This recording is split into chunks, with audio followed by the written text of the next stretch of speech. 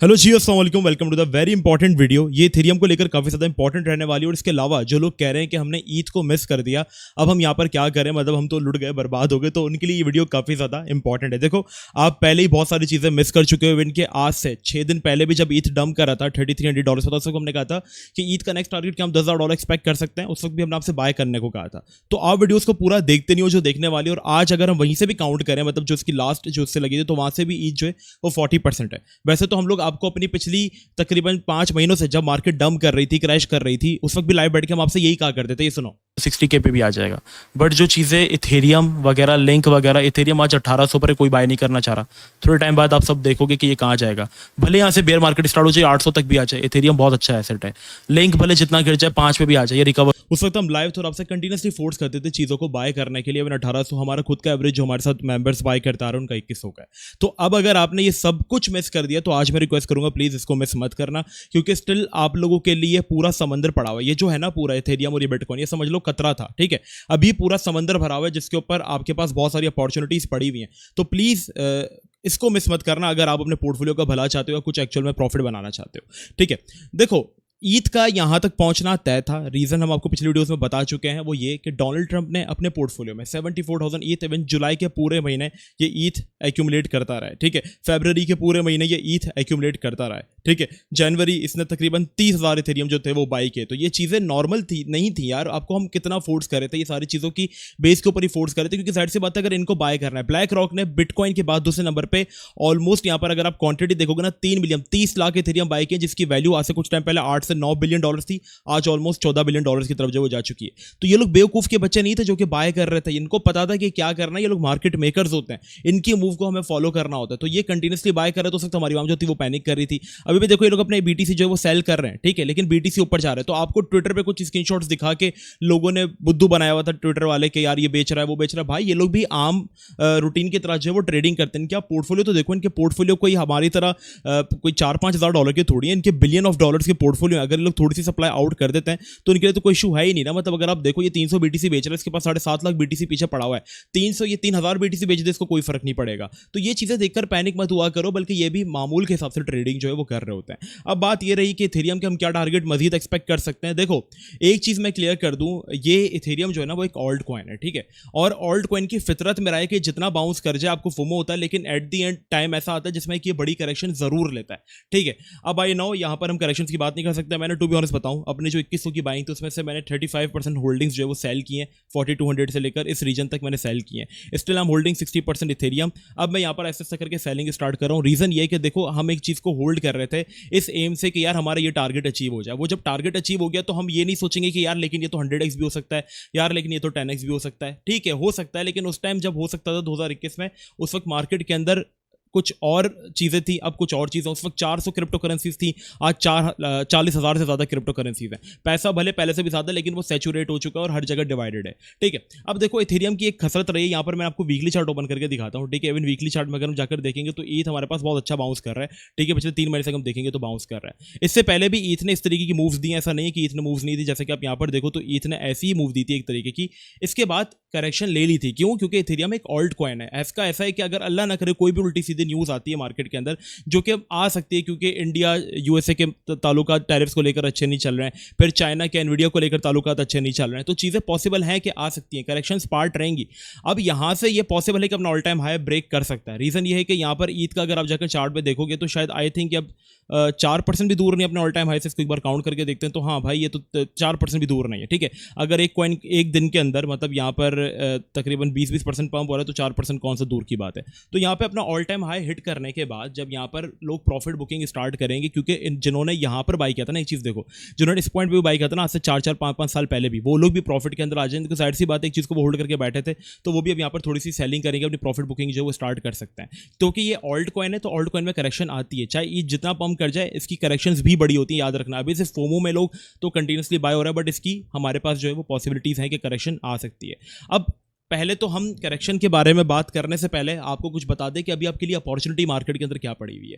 पहले हम डिस्कस करते हैं बीटीसी डोमिनेंस को, ठीक है, बीटीसी डोमिनेंस हमारे पास ऑल्ड सीजन के करीब करीब हमें जो है वो इंडिकेशन दे रही है। रीज़न ये है कि ब्रेक डाउन ऑलमोस्ट हो चुका है, अब हमें क्लोजिंग का वेट करना है जो कि 4 दिन बाद है। लास्ट टाइम जब बीटीसी की डोमिनेंस गिरी थी 2021 में, तब हमने देखा था कि ईद कहाँ गया था, ऑल्ड सीजन स्टार्ट हो गया था और इस तरीके से ही 30-40% जो थी वो बीटीसी डोमिनेंस जो थी वो क्रैश हुई थी। और क्रैश होने की वजह से मनी रोटेशन जो था वो ऑल्ट्स में था और ऑल्ट लाख 50,000% जो थे वो पंप हुए थे। लेकिन खाली अगर हम इथेरियम की बात करें तो इथेरियम अभी तो यहाँ से पंप हुआ, लेकिन उस टाइम इथेरियम हमारे पास जो था वो $354 से बाउंस हुआ था और 1270% जो था ये बाउंस कर गया था। तो यही चीज़ हम एक्सपेक्ट कर सकते हैं। अभी सिर्फ अगर आप देखोगे तो बीटीसी डोमिनेंस हल्की सी क्रैश हुई और ऑल्ट कॉइन्स की ये कंडीशन है। ठीक है, अगर जस्ट इमेजिन ये बीटीसी डोमिनेंस क्रैश करके हमारे पास इस कंडीशन में आ जाए तो इथेरियम कहाँ होगा और ऑल्ट्स कहाँ होंगे। देखो एक चीज़ मैं आपको चार्ट के थ्रू समझाता हूँ, मैंने उस दिन भी समझाई थी लेकिन अभी दोबारा समझाता हूँ। फेज 1 में हमारे पास जो है ना मार्केट साइकिल किस तरीके से वर्क करता है, मतलब ऑल्ट्स में पैसा कैसा आता है। सबसे पहले मनी फ्लो होता है हमारे पास बिटकॉइन में। ठीक है, पहले बीटीसी हमारे पास बाउंस करता है और वो अपना ऑल टाइम हाई लगाता है और हमने ये देखा कि बीटीसी बाउंस कर रहा है और उसने अपना ऑल टाइम हाई लगाया। अब वो कंसोलिडेट कर रहा है क्योंकि वो बहुत ज़्यादा ओवर वैल्यू हो गया है और इंस्टीट्यूशंस को भी अच्छा पैसा बन गया है, तो यहाँ पर अब अपनी मनी रोटेशन पर स्टार्ट कर देती है। फिर यहाँ पे क्या लिखा है, money flows into Ethereum but I struggle to keep up the bitcoin, और यहाँ पे लिखा है फेज 2 में पैसा इथेरियम में आता है। Ethereum is outperforming bitcoin and we had talks of flipping, मतलब इथेरियम जो है वो यहाँ पर जो है वो बीटीसी को आउट परफॉर्म करता है। अगर आप वीकली कैंडल्स दो बीटीसी के देखोगे तो वो हमारे पास कंसोलिडेट कर रही है, लाइक यही नी रीजन्स के अंदर घूम रही है, लाइक जैसे कि 1,12,000 से लेकर 1,20,000 तक।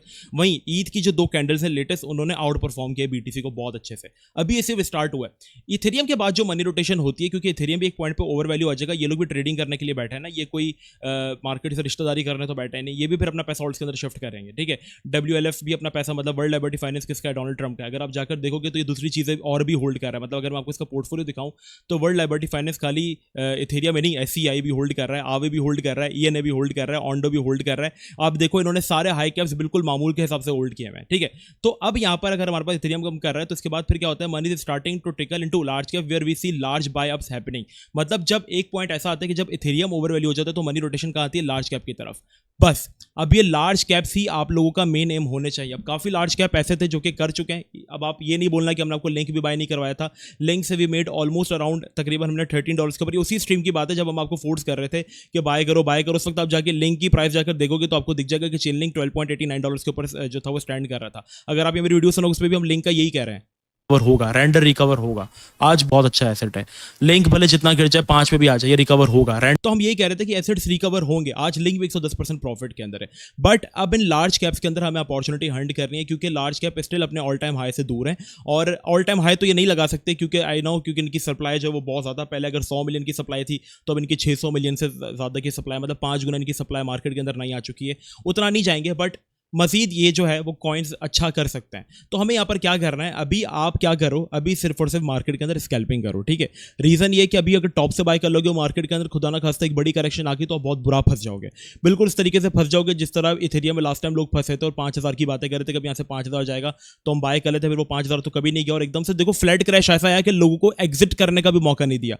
तो ऐसे क्रैशेस आ जाते हैं भाई, इन चीज़ों को देखकर चलो। मतलब ऐसा क्रैश आया कि 5 हफ्ते तक तो लगातार ईद गिरता रहा, 6ठे हफ्ते से हल्का सा होल्ड हुआ, बाकी 7वां 8वां 9वां कंटिन्यूसली गिरा। एग्जिट तक का इसने मौका नहीं दिया, सिर्फ एग्जिट मौका एक यहां पर दिया जब ईथ स्टिल अपनी जो ऑल टाइम हाई था उससे वहां पर जो था वो स्टिल जो था वो 28% डाउन, तो लोगों ने कहा होल्ड कर लेते शायद यहां से रिकवरी आ जाए, बट कभी मौका नहीं मिला। तो इस तरीके से गलती मत कर लेना कि यहां पर बाय करके बैठ जाओ किसी एसेट को कि यार ये तो 7,000 पर जाएगा। अभी देखो ऊपर जाने की प्रोबेबिलिटी थोड़ी सी अब कम है, बल्कि करेक्शन की प्रोबेबिलिटी ज्यादा है मार्केट के अंदर, तो हमें बेस ऑफ प्रोबेबिलिटी चलना है। तो अभी हम क्या कर सकते हैं, स्कैल्पिंग करेंगे। फिर जब हम देखते हैं कि मार्केट के अंदर एक करेक्शन आती है, ठीक है, जैसे कि हमने आपसे कहा कि अभी अपॉर्चुनिटी है मार्केट के अंदर, तो ईथ अगर करेक्शन लेता है अपने रीजन्स की 4,000 के बिलो, तब आप उसको ऐड कर सकते हो। चेन लिंक अपने पोर्टफोलियो में आपने ऐड करना है। चेन लिंक अगर आपको दिखता है 18-17 की तरफ जाते हुए, ऑल्ट कॉइन है ना, ऑल्ट कॉइन की फितरत, अगर मार्केट क्रैश करती है नीचे आ जाता है, ठीक है, ऑल्ट कॉइन गिर जाता है। ठीक है, ये कोई टॉप कॉइन नहीं है, ये एक एक दिन के अंदर अगर आप जाकर देखोगे लास्ट टाइम भी चेन लिंक इस तरीके से बाउंस होता है, पर एक दिन के अंदर ये 30% तक क्रैश भी कर गया था। ठीक है, तो ये ऑल्ट कॉइन की फितरत होती है, ये गिर जाते हैं। तो अगर करेक्शन मिले तो आप यहां पर अवेल करें इनको। ठीक है, सोलाना भी आई डोंट थिंक अब आपको वहां पे मिले जहां पर हमने इसको बाय करवाया था 165 पे, बट स्टिल अगर आपको ये दिखते हैं 167 या 170 के बिलो, तब आप इनको ऐड कर सकते हो। रेंडर में स्टिल आप लोगों के पास अपॉर्चुनिटी, क्योंकि रेंडर अभी तक आउट परफॉर्म नहीं हुआ, रेंडर आउट परफॉर्म होगा तो आप अपने रीजन सेट कर लो कि अगर ये $4 के बिलो आते तो मैं रेंडर को ऐड कर लूंगा। ठीक है, आईओ एक कॉइन है जो कि आई थिंक आपके पोर्टफोलियो के अंदर होना चाहिए। ये कॉइन हमने नया देखा है आज, और वैसे हम इसके बारे में पहले बात करते हैं ना, इसका यूज केस एक्जैक्टली रेंडर वाला है। ये थोड़ा सा कॉइन जो है वो अभी सब नहीं कर रहा, लेकिन ये कॉइन परफॉर्म करेगा क्योंकि इसके यूज केस बहुत अच्छा है। अब आपने ट्रैक करना है उन चीज़ों को जो कि ब्लैक रॉक वगैरह होल्ड कर रहे हैं, क्योंकि लार्ज कैप के पास फिर मनी आती है ऑल्ट सीजन में, फिर सारे ऑल्ट कॉइन्स पंप करते हैं। तो जो नैरेटिव वाले ऑल्ट कॉइन्स हैं उनके बारे में अगर हम बात करें तो ऑन्डो को ये लोग दोनों बैक कर रहे हैं, तो ऑन्डो आपके पोर्टफोलियो में होना चाहिए। ऑन्डो स्टिल अपने ऑल टाइम हाई से काफी दूर है, तो ऑन्डो को मैं रिकमेंड करूंगा अगर ऑन्डो में करेक्शन मिलती है। ठीक है, करेक्शन देखो आती रहती है मार्केट के अंदर, मैं बार बार यही फोर्स कर रहा हूँ। तो ऑन्डो फिर आप जो है वो ऐड करना स्टार्ट कर देना, तकरीबन 0.98 तक से आप दोबारा ऐड करना स्टार्ट कर देना, क्योंकि इन कॉइन्स के अंदर स्टिल अपॉर्चुनिटी ई ज़्यादा से ज़्यादा आप कितना, अगर 10,000 में भी चला गया तो शायद आपका 2x ही होगा। ठीक है, लेकिन अगर इथेरियम 10,000 पर चला गया तो ऑल्ट कॉइन्स कहाँ पर जाएंगे। वैसे तो ई 10,000 का टारगेट एक्सपेक्ट करना अभी बेवकूफ़ी होगी। मेरा टारगेट ई से तकरीबन 6,800 से 7,500 तक का है।